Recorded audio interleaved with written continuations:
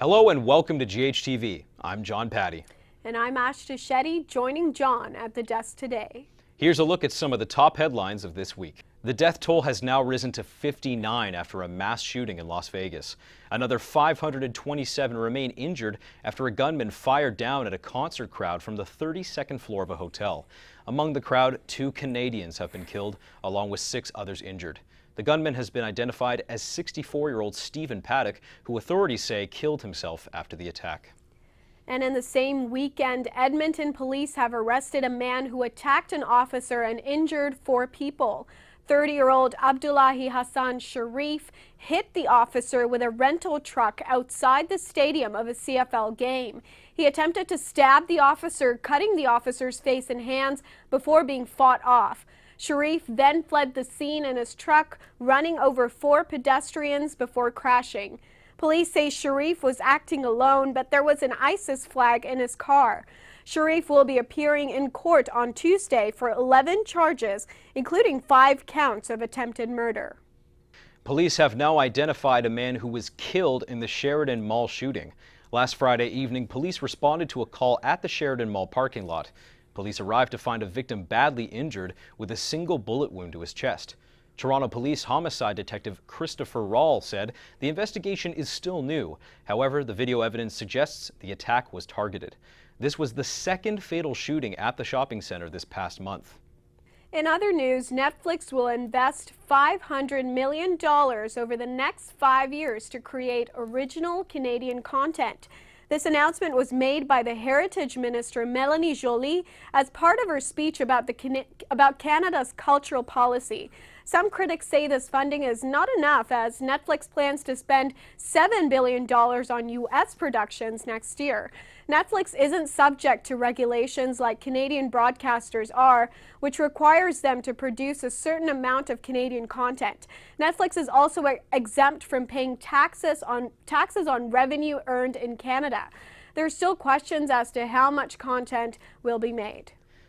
Across the border, the Canadian aircraft manufacturer Bombardier is facing a major challenge in the United States. Its competitor, Boeing, is arguing that it cannot fairly compete against Bombardier, and that's because Bombardier receives subsidies from the Canadian government. In response, the U.S. has added a massive 220% tariff to all Bombardier C-Series jets. That tax essentially triples the cost of the jets. Bombardier called the tariff absurd, but it will remain in place until the U.S. makes its final ruling in 2018. A woman has been forcibly removed from Southwest Airlines after she informed the flight crew that she's allergic to animals. The flight crew asked the woman to leave after noticing that there were 2 dogs aboard the flight. She refused to do so, and the police became involved. Southwest Airlines has since apologized for the incident. Now here's Brandon Vieira with your entertainment update. Hey Ashta, last week I talked about the Kylie Jenner pregnancy rumors, and oh my, do those Kardashian Jenners really know how to populate. It was first announced that Khloe Kardashian is expecting her first child with boyfriend, Canadian basketball player Tristan Thompson. According to People magazine, Khloe is 4 months along, just like Kylie. Khloe has not confirmed or denied the rumors, but did post a collage on Snapchat back in June, labeling a picture of her and Tristan, mom and dad. A couple of days after these rumors surfaced, it was then announced that Kim and Kanye West are expecting baby number 3. In a short clip released in anticipation for the premiere of Keeping Up with the Kardashians, Kim tells Khloe on video chat that her and Kanye are having another baby.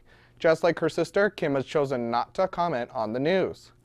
All these Kardashian-Jenner pregnancies have us asking one question. Is Kris Jenner planning a Keeping Up with the Kardashians baby spinoff? If so, I'm definitely going to watch that. Speaking of things I enjoy watching, Prince Harry has been all over the news this week because of the Invictus Games, and I can't get enough. Last week, Prince Harry and Meghan Markle made their first public appearance together as a couple, and it was everything I could have hoped for. They were adorable and have now become my one true pairing. But seriously, Harry, can you propose soon, please, because I need that royal wedding in my life ASAP. If Harry and Meghan's PDA wasn't enough to make you swoon, then the bromance between Harry and Barack Obama will. The two of them look so happy sitting beside each other at Invictus Games, and I know that if I could choose any 2 bros to hang out with for the day, it would definitely be those 2. That's a wrap in entertainment news this week. I'm Brandon Vieira, and this has been your entertainment update. Now here's Anna Okoto and Francesco Lopresti with a look at sports. Thank you, Brandon. I'm Anna Okoto. And I'm Francesco Lopresti. The Toronto Raptors are in Hawaii and are off to a great start. Yes, it's preseason, but a win's a win. The Raptors beat the Los Angeles Clippers 121-113. Rising stars Norman Powell and DeLon Wright had a combined 27 points and 9 field goals. DeMar DeRozan and Kyle Lowry had 17 and 11 points respectively. The Raptors' next game is on October 4th at 1 a.m. It looks like the Jose Bautista era in Toronto is ending. Reports are saying the Blue Jays won't be exercising its $17 million mutual option.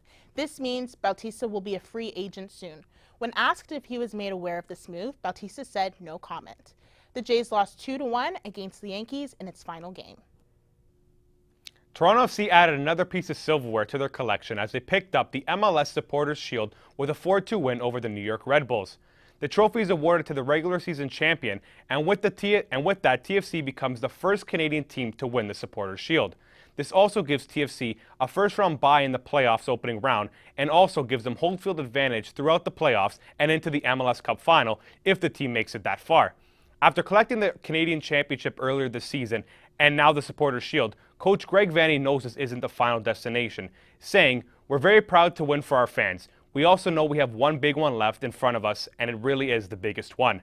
The big one is the MLS Cup Final, which TFC are hoping to play in for a second straight year, where they're hoping they can avenge last year's loss. All eyes will be on them, and as the fans say at BMO Field, come on you Reds." Sticking with the beautiful game, Humber's very own Humber Hawks men's soccer team are also playing some beautiful soccer. The Hawks faced off against the Sheridan Bruins and came out with a 3-2 win.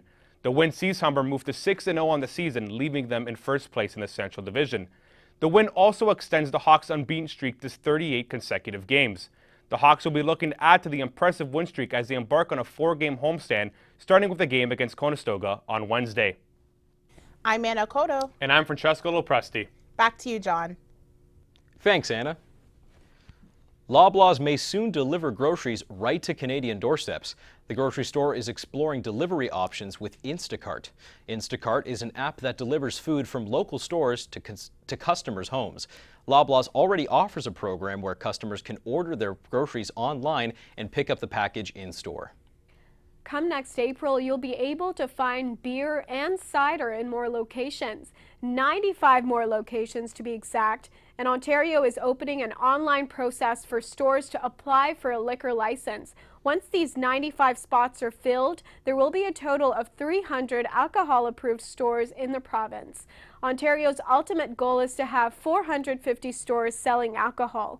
For comparison, that's roughly the same amount of beer stores across Ontario right now. Now here's Alex Hadziuk with his take on the news and other stuff. Thanks, guys. So this week has been a real roller coaster ride for visitors to an amusement park in Otari, Oregon. 23 people have been injured and countless more have launched lawsuits at the park for reasons ranging from negligence to price gouging. The most serious injuries happened when 2 separate roller coasters with unfinished tracks crashed into each other in a fiery blaze. Ironically, just as the incident happened, the park was in the middle of receiving its award for safest park in the country. We've reached out to the park's owners, as well as the chief of safety, but have yet to hear back. What we do know is that the roller coaster catastrophe is only the tip of the iceberg, as evidence of other wrongdoings has cropped up in the past couple of hours. Aerial footage captured by guest 804 claims that ownership created bodies of water in hopes of keeping customers in the park for long periods of time.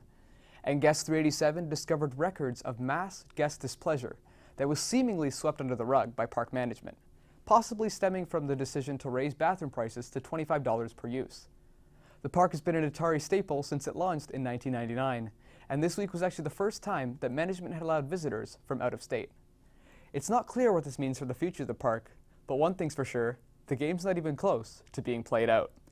And in unrelated news, video game company Atari has finally launched its RollerCoaster Tycoon game from 1999 on Mac devices. So yeah, that's what I've been doing all weekend.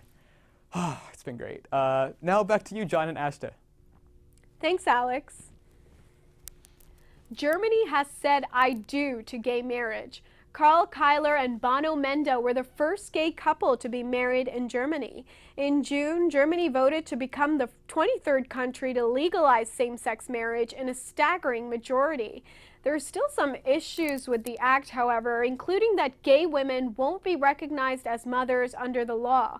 The filing system also hasn't been updated to include same-sex couples. Regardless, it's estimated that 43,000 couples in Germany will marry over the next year. That's it for GHTV this week. I'm Ash Shetty. And I'm John Patty. Thanks for watching. See you next week.